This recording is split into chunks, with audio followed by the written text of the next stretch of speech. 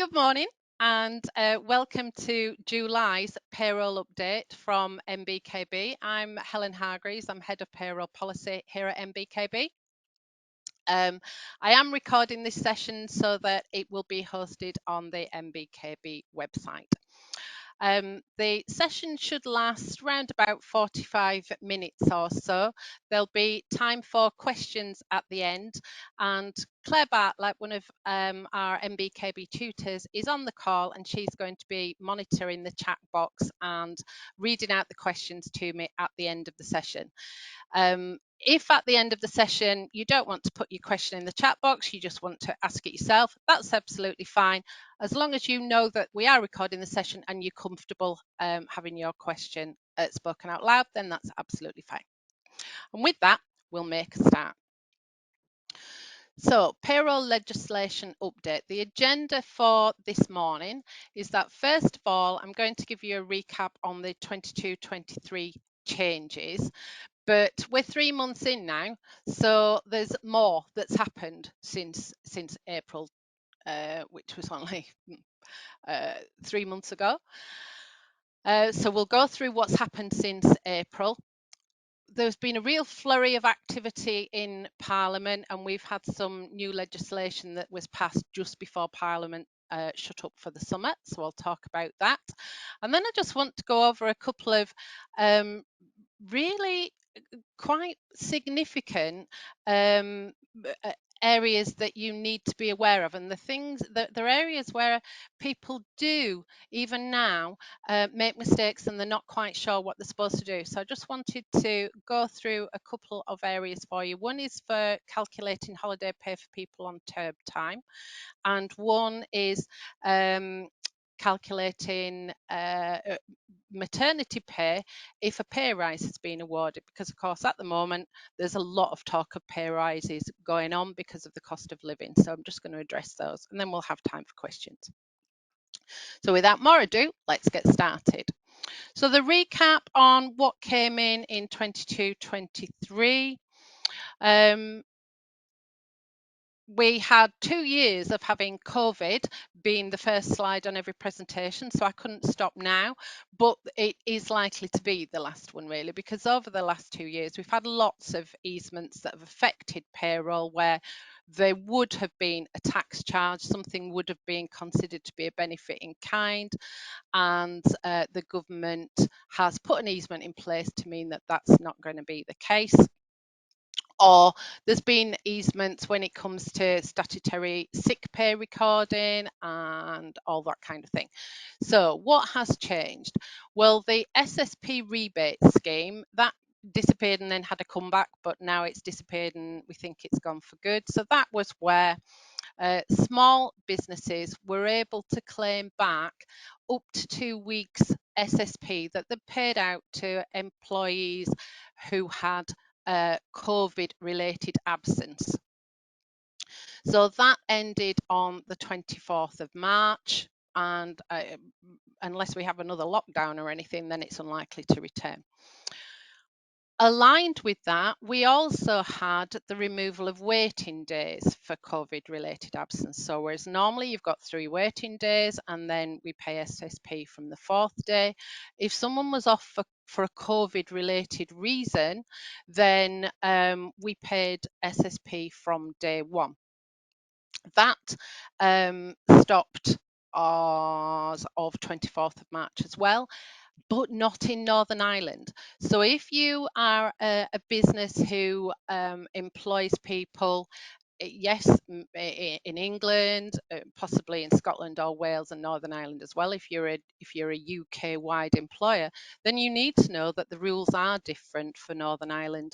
And the SSP rebate scheme, that has gone in Northern Ireland, but they do still pay SSP from day 1 for COVID-related absences. We had an easement on home office equipment expenses. So if you were told to work from home and you had to go and buy yourself a monitor, for example, and your employer then reimbursed the cost of that monitor, over the last 2 years, that did not attract a tax charge. It wasn't considered to be a benefit in kind, but that was due to an easement that had been brought in for COVID. That easement ended on the 5th of April. So now employers are no longer able to reimburse employees, and there be no tax on national insurance consequences. We're now back to status normal as it was in 2019 and further back than that. COVID easements, which are continuing, there's only one, and that's the tax and national insurance exemption on COVID tests. So it was not considered to be a benefit in kind if employers provided or reimbursed the cost of a COVID test to its employees. Now that easement was due to come to an end on the 5th of April this year, but that has now been extended, and especially because COVID keeps dipping and then coming back, and we keep seeing resurgences and whatever. So it is still considered to be part of an easement, so you don't need to look at it as a benefit in kind. There's no tax or NIC charge on the reimbursement or provision of COVID tests through to the end of this tax year. So that's due to be withdrawn in April 2023. So the health and social care levy, I think you would have had to have been living under a rock not to know about the health and social care levy. So I'm not going to go through everything that's on the slide. We all know that until they can get the framework in place to actually have the health and social care levy showing as a separate entry on pay slips and a separate entry when you make deductions to go across to HMRC, until they can do all that, they've currently increased national insurance contributions across the board by 1.25%. However, we currently have a competition ongoing for who is going to be the next Prime Minister. And if Liz Truss becomes Prime Minister, what she has said is that she would reverse the increase to national insurance. Whether she would do it immediately or whether it would be next year or whatever, we have got absolutely no idea. But what happens to payroll over this next year will probably be determined by who wins that Prime Minister and Tory leadership race. So Rishi Sunak was the Chancellor and he brought this increase in anyway, so I think he's unlikely to reverse it, but Liz Truss has said that she would. So we need to watch closely to see whether there's going to be any changes as far as we're concerned. What she has said is that if she wins, one of the first things she will do is have another budget. So that suggests that she will do it in year. But for now, it's all in place. What we also got was an increase in national insurance thresholds this month. So we know that the primary threshold per week rose from £190 to £242 before people start paying national insurance. And that shows the increase, the 1.25% increase across the board. Be aware that for pensioners on category C, their rate of interest, it's not that they don't pay an I, it's that they pay at 0%. So there was a question as to, well, whether would they go up to 1.25% with this increase for this year. The answer to that is no. So they continue to pay 0%. But when the health and social care levy itself comes in as the levy and not just as a temporary increase to national insurance, then pensioners, those of state pension age, will be subject to pay the levy at 1.25%, assuming that Liz Truss doesn't stop all that and put that on hold.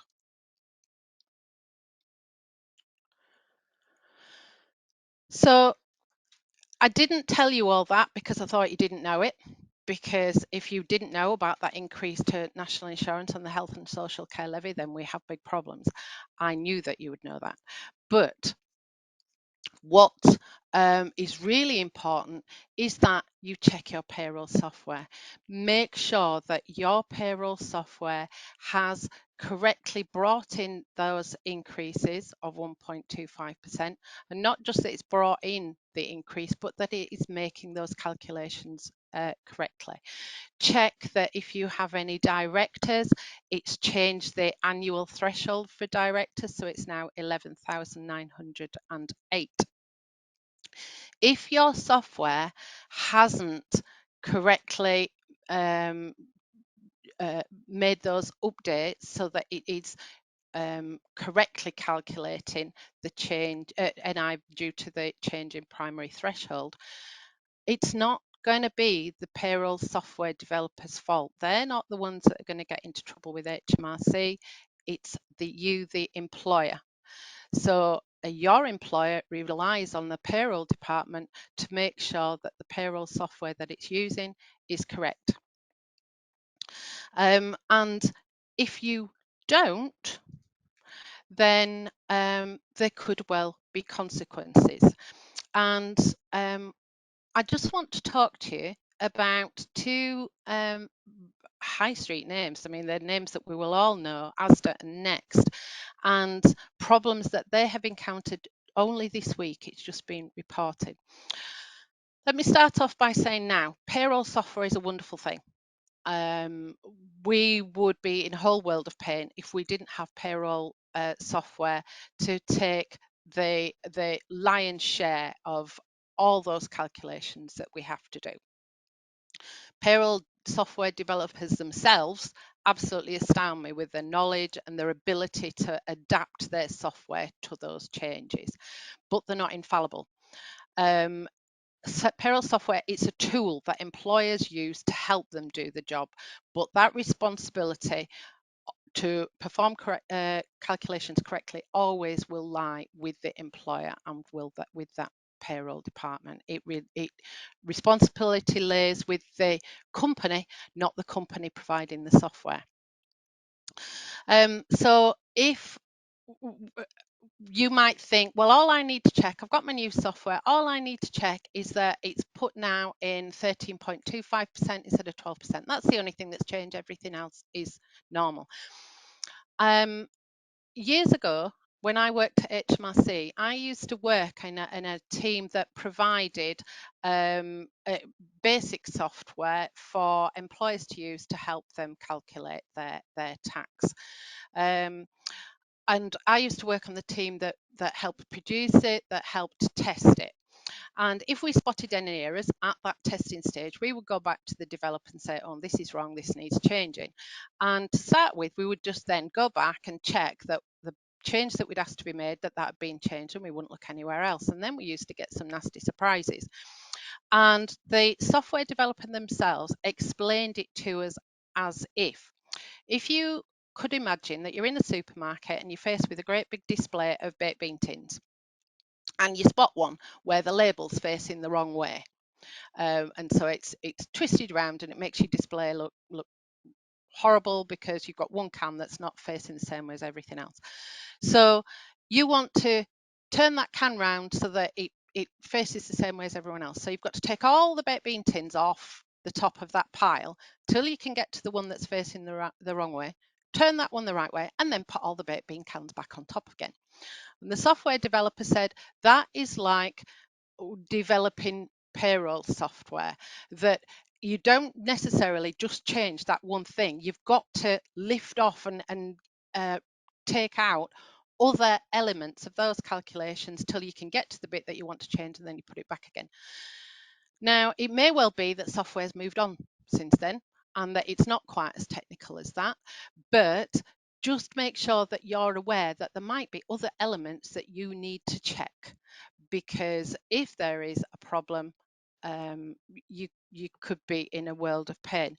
And this week, Asda and Next have been under the spotlight because there have been significant payroll errors that have left their staff out of pocket. Some staff have been underpaid by up to £500. Asda indicated that it was its payroll provider, SD Works, which is a huge name in the payroll industry. So they said that its payroll provider, SD Works, made 10,806 payroll errors, which affected 5,529 staff. Asda are now going back, double checking everything, making sure their staff aren't out of pocket, and they're working with SD Works to make sure that that doesn't happen again. Next, suffered issues because they implemented a new computer system. Oh, how often have we heard that?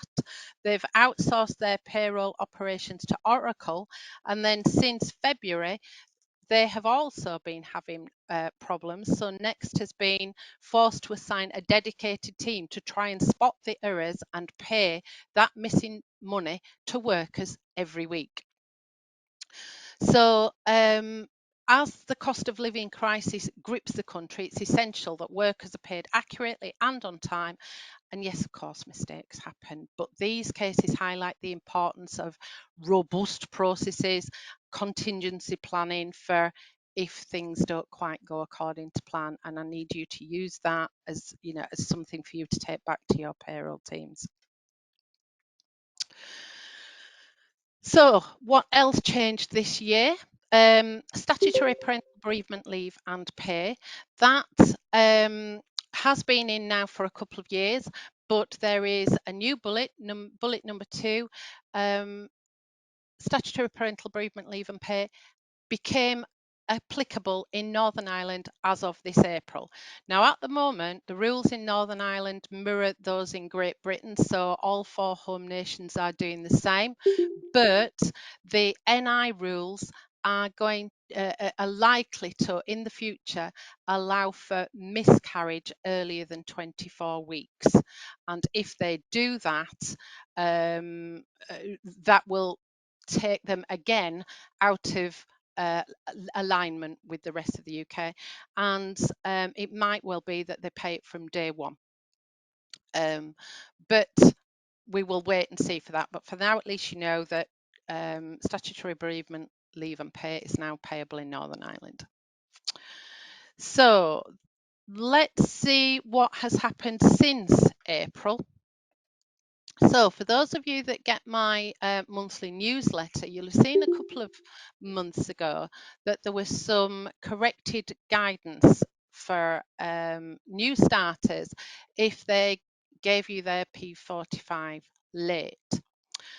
Yesterday, HMRC corrected that new guidance. So back in June, in their employer bulletin, they said that if you had already submitted an FPS and then you were given a late P45, then you didn't need to do anything with the P45 other than just look to see if there were any student loans, and that gave you the plan type.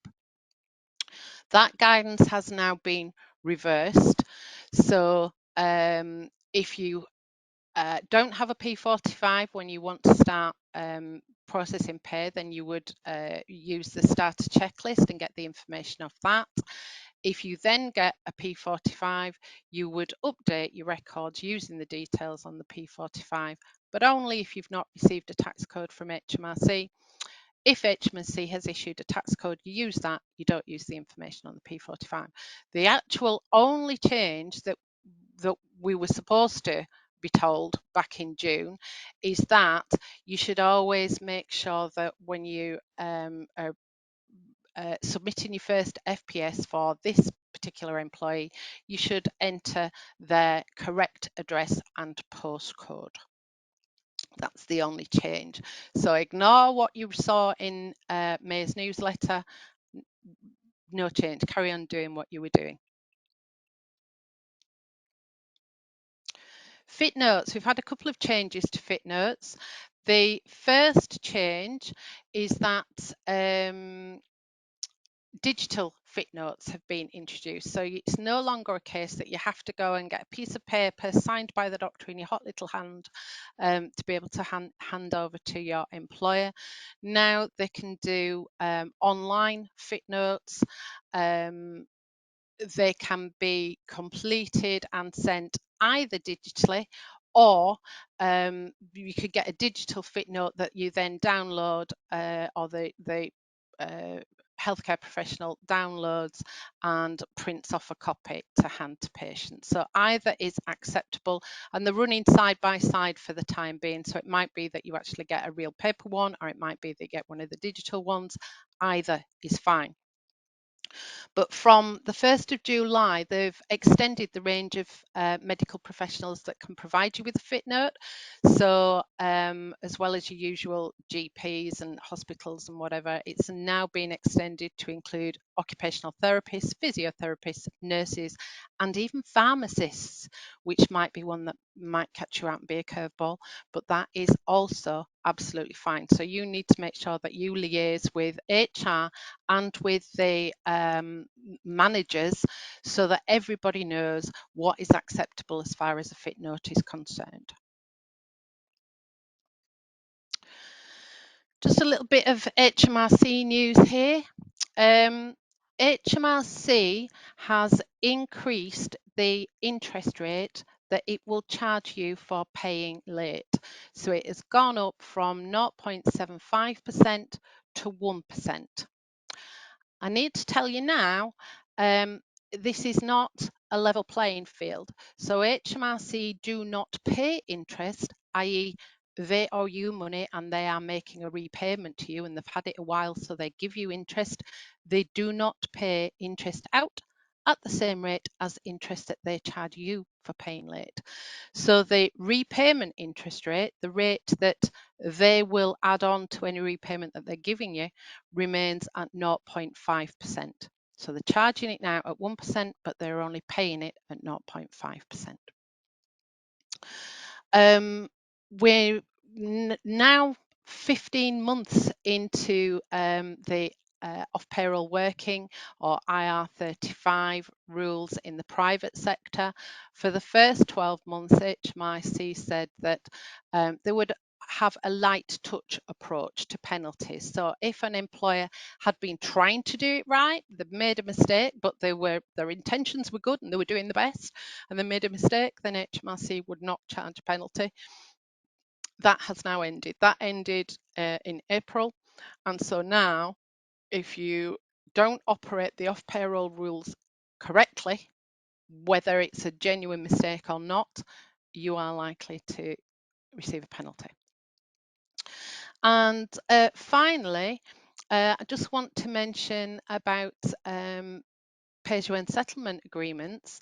So these are a pay-as-you-earn settlement agreement allows employers to make an annual payment to HMRC to cover the tax and national insurance liabilities on minor, irregular, or impractical expenses and benefits that they've provided to their employees. So if you want to give your employees something, as a one-off, the last thing you want is for them then to incur a tax charge because of it. So under a pay-as-you-earn settlement agreement, you can agree to cover the tax and national insurance that goes through with that. Now that can be things like an incentive award, or an award for long service, that kind of thing, where it really wouldn't be on to give someone a reward and then, yeah, here you are, but you're not going to get it all because you're going to get charged tax on that. So pay-as-you-earn settlement agreement has been in force for a long time. You've been able to do it for ages, but now there's a digital form, so you don't have to do a paper form. There is a digital form, imaginatively called PSA1, and HMRC is encouraging all employers to use that new reporting method because it's the most efficient way to get your PSA1 to HMRC. HMRC, that's the preferred way of receiving it. And hopefully it should make it easier and a more accurate way for you to get your PSA into HMRC. So what new legislation have we got? Well, Parliament's gone on its summer break, but leaving aside that activity surrounding Boris resigning and the competition now to elect that new Tory leader and Prime Minister, it was a really, really busy time in the couple of weeks just before the MPs broke up. So Parliament in those last couple of weeks has finally passed legislation that looked like it had been forgotten. But before I look at those that look like they've been forgotten, I just want to talk about a piece of legislation that I suspect that most, if not all of us, would welcome, just because, we just hate to see injustice. So we've got neonatal care leave and pay. So that has been called for since 2014, and we had measures to include it in the Queen's Speech of 2019, and then it sort of tailed off, never to be heard of again. But thanks to a private member's bill, so it wasn't on the general schedule of government, but individual members of parliament can put a bill forward to make things happen.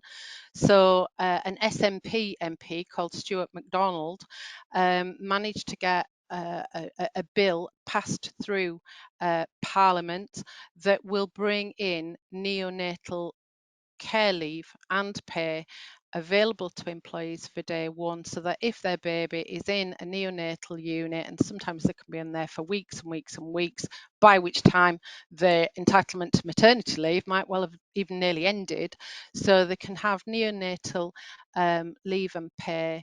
There has to be a continuous stay of 7 full days or more, and it can be up to 12 weeks of paid leave. So that'll be good to see. We've not yet got an implementation date for that, but hopefully it'll be quite soon. Tips and gratuities.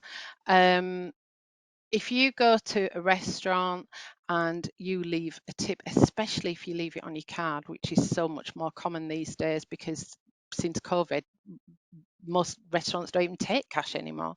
But if you leave a tip on your card, there has been a general tendency for a lot of restaurants to actually keep those tips and not pass them on to staff.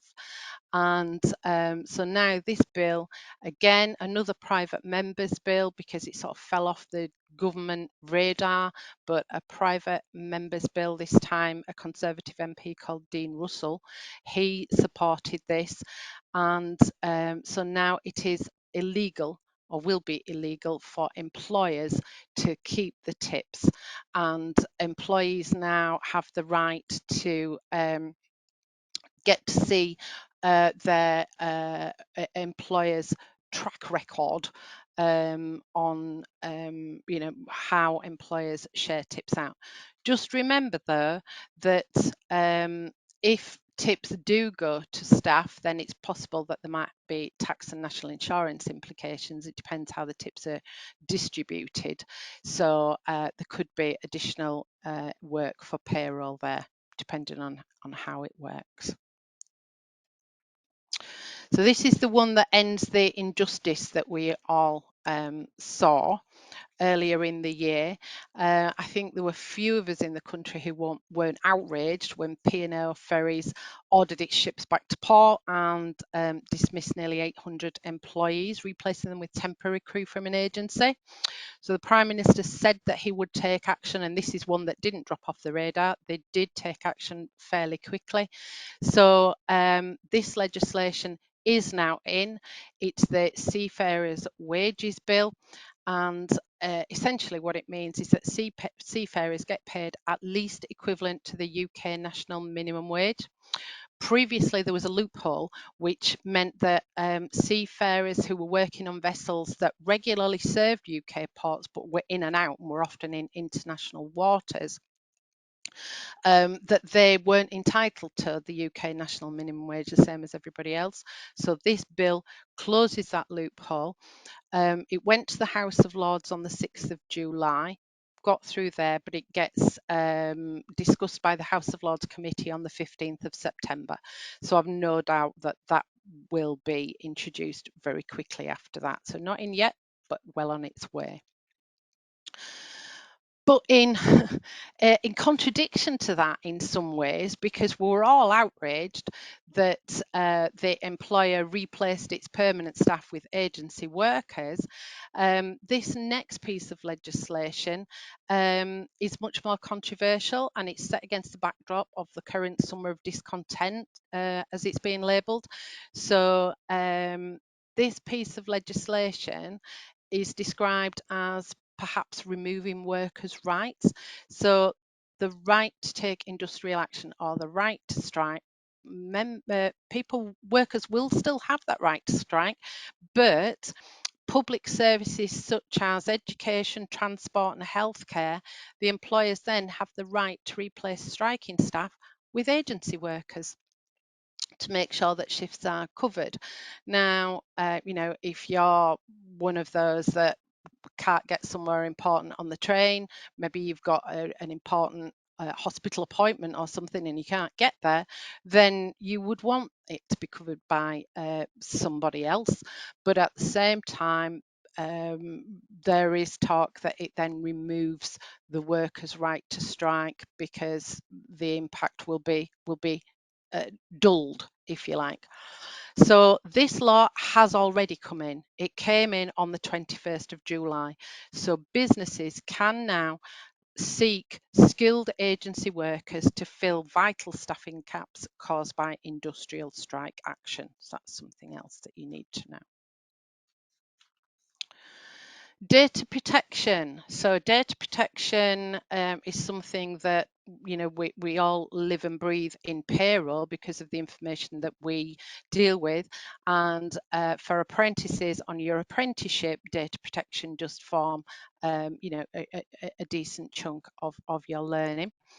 So in this year's Queen's speech, she referred to she didn't because it was Prince Charles who delivered it, but he referred to the data reform bill, which promises to strengthen the UK's high data protection standards, but reducing burdens on business. So essentially what it's trying to do is pull us away from the EU GDPR that we signed up to. So the EU GDPR, when we left due to Brexit, it got rebadged, it became law here without change, but as the UK GDPR, and now they're looking to start changing those rules slightly. There's all sorts of things in that data protection reform bill that will be of general interest. So my personal favourite is a reduction in the number of cookie banners. I absolutely hate those cookies. Those pop-ups that ask me to accept this, that or the other. But leaving my personal preferences aside, from a payroll point of view, as well as modernising the Information Commissioner's Office, which, as you know, is the regulator for all data protection. What the changes to the UK GDPR are also hoping to do are help businesses to reduce a lot of that admin burden. A lot of the time you have to go through things just for a box ticking exercise, and it's largely one size fits all, and it does seem to put disproportionate burdens on small businesses. So what they're looking to do is change this legislation so that it will have more flexibility for businesses as to how they manage data risks. Some organisations will no longer need to have a data protection officer, won't have to go through those lengthy assessments. We've also got, talking about data, the Finance Bill 2022-23, so this year's Finance Bill, and in it there's a consultation on what data HMRC is going to collect. And part of that consultation looks for HMRC to increase the amount of data it collects, and there's a suggestion that the FPS would then include the occupations of employees, the location of the employment or the business, because sometimes they're not necessarily the same. Where you work, there might be different sites, different locations, and the number of hours employees work. Now, especially that last one could have all sorts of administrative burden implications for payroll. The consultation says that the earliest HMRC would want to bring that in is 23-24, so next year, essentially. There are concerns because they're suggesting that it's data security and mission creep, and the fact that slowly they're trying to get more information on us, and we would also have to look to see how they intend sharing that information across other government departments. But the finance bill also included, on a separate topic, the correction of that net pay arrangement anomaly, where low earners on a net pay arrangement pension scheme didn't benefit from any tax relief because they didn't earn enough to pay tax in the first place, so they couldn't get any relief. So now from 24-25, there will be, HMRC will be making arrangements at the end of the tax year to put directly into their account any tax relief that low earners haven't received because they were below the tax threshold. So that means that they get the same as everybody else, which is good. Right, I just want to give you a reminder now about two areas that may well affect you in your work. The first is calculating holiday pay for term time workers. Now, this ruling has actually been enforced for 3 years now, but I know that there's a lot of employers who are still not calculating the pay of those who work term time or part of the year correctly. In fact, only last week I had a payroll support query from someone who works in a school trying to work out the best way of prorating the pay of a term time worker, trying to link it back to the working time directive. So the case of the Harper Trust versus Ms. Brazil was first heard in 2015, and essentially Harper Trust were trying to prorata the amount of holiday pay and holiday entitlement that Ms. Brazil had. And the judgment, the appeal court judgment came out in 2019, but still some employers were having a wait and see policy. It's now, just this week, come out from the Supreme Court. So essentially that's it. That's the end of the road. What we've got is what we've got. And so what you have to do is get the pay of the individual for the last 52 weeks and times it by 5.6 weeks. So the fact that somebody might work, I don't know, 34 weeks of the year, not 52 weeks of the year, is irrelevant. You would calculate the pay and the entitlement for a term time worker just exactly the same as you would for everybody else. So if someone was wanting to take the next 3 weeks annual leave, you would go back to get the 52 weeks of earnings starting on the day before the calculation date, go back 52 weeks, multiply it by 5.6 weeks, the same as you do for everybody else. A lot of local authorities use a percentage of earnings, 12.07. So 12.07 is that proportion that 5.6 weeks of annual leave bears in relation to a total working year of 46.4 weeks. So all of us, if we're full time, we actually work for 46.4 weeks of the year, allowing for weekends and everything like that. So our annual leave entitlement says that 5.6 weeks of 46.4 weeks is 12.07%. So then they've been using that percentage for term time workers to try and even it out so that everyone gets the same proportion. That is no longer allowed. don't use 12.07, use the same formula that you use for everybody else.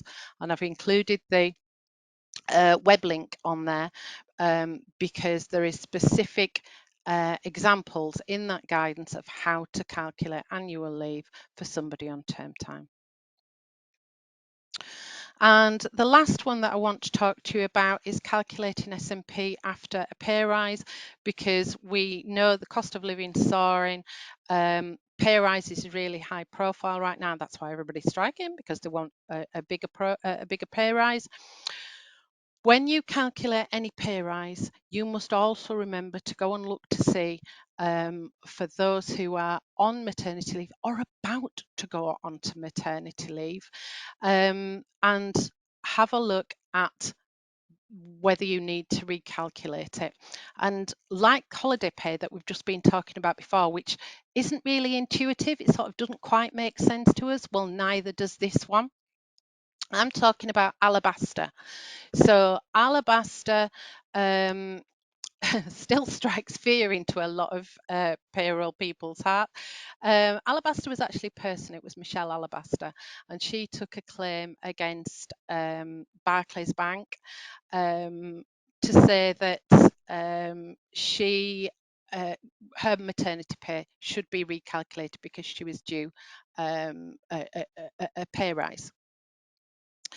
And so back in 2005, this has been in for all that time, the regulations were changed so that they met the EU legislation. But to really get your heads around it, I need to just give you some dates so that you can see for yourself exactly how it applies. So Ms. Alabaster qualified for statutory maternity pay and went on maternity leave on the 8th of January 1996. Don't even tell me that some of you weren't born then, because I don't want to know. So she qualified maternity leave and went on maternity leave on the 8th of January 1996. Her SMP was calculated on the earnings in that relevant period. So the earnings period was from the 1st of September 1995 to the 31st of October 1995. But from the 1st of December 1995, so after the relevant period, Mrs. Alabaster received a pay rise, but it wasn't reflected in her SMP because the relevant period was before that. So she went to court to say, that's not right. My SMP, I should get an increase to my SMP because everybody else has got a pay rise. And the European Court of Justice agreed with her. And what they said was that any pay rise, and this is really important, any pay rise awarded between the beginning of the period covered by the reference pay, so in Mrs. Alabaster's case, that would be any pay rise awarded after the 1st of September 1995, to the end of her maternity leave. So if Mrs. Alabaster was due to go on maternity leave on the 8th of January, she could have had 9 months of that, 9 months of pay. So that would take around about to September. So any time between the 1st of September 1995 to September 1996, or even a little bit longer if she took 52 weeks, any pay rise included in all that period must be included in the elements of pay taken into account in calculating the amount of such pay. Meaning, we automatically think, well, if she was awarded a pay rise during that time of the relevant period when we're calculating it, then yeah, of course, I'll recalculate maternity pay. But you wouldn't think that it's at any time between that relevant period and when she finally comes back from maternity leave, you have to go back and recalculate maternity pay. And that is a huge period of time. We could be talking up to 17 months. And it doesn't necessarily feel intuitive because you've only got an 8-week period for taking earnings into account. So why would you look back for 17 months? But you have to. And if there's more than one pay rise, then you might have to do it more than once. And if a pay rise gets awarded when the maternity leave's ended and the person's come back to work, but that pay rise is backdated, then again, you've got to go back and recalculate it. So you must also look at national minimum wage rates, because if someone is on national minimum wage and they go up while the time that someone's on maternity leave, then again you would have to recalculate what they get. So it really is quite complicated, but at the moment it's something that you might well find yourself faced with because of the number of pay rises that are on the cards at the moment. So we're now on to any questions. And as I've just mentioned to Claire earlier on, I can't see the chat box at the moment. So Claire, do we have any questions, please? Or anybody else, do you have any that you'd like to speak? Sorry, say that again. You just broke There are up. none at the moment, Helen. But one of the things I want. Sorry, there's no questions in at the moment. But one of the questions I wanted to ask is with regards to the health and social care levy. So at the Yeah, moment, it's an ink on everybody's national insurance. So if we've got any employees who are over their state pension age and on C rate, they're not actually paying the additional 1.25%. But am I right in correct. thinking that if the health and social care levy does go ahead from next year, the people on C rate will start paying 1.25% healthcare levy? Exactly that. Yes, you are quite right. But it won't be shown as national insurance. It will be shown as a separate entry of health and social care levy, so that the government isn't being seen to be charging pensioners national insurance, because it's called by another name. So looks like a duck and quacks like a duck, but it's not called a duck. It's called a health and social care levy. So all employers with employees on C rate need Yeah, to possibly think about communicating that out if it does go absolutely. ahead. Yeah, Yeah. thank you. And there aren't any other questions. If anybody's got any, they can either unmute themselves or put something in the chat box. I think I've No. probably frightened everybody with the thought that they might have to go back and recalculate all those maternity pay Yeah. calculations. When I was working at Solent University before I started at MBKB in May, Alabaster was the bane of our lives. I must Yeah. admit, we did have software for it, but it never we never actually implemented it, so we did it manually, and it was Mm. a job that we didn't enjoy.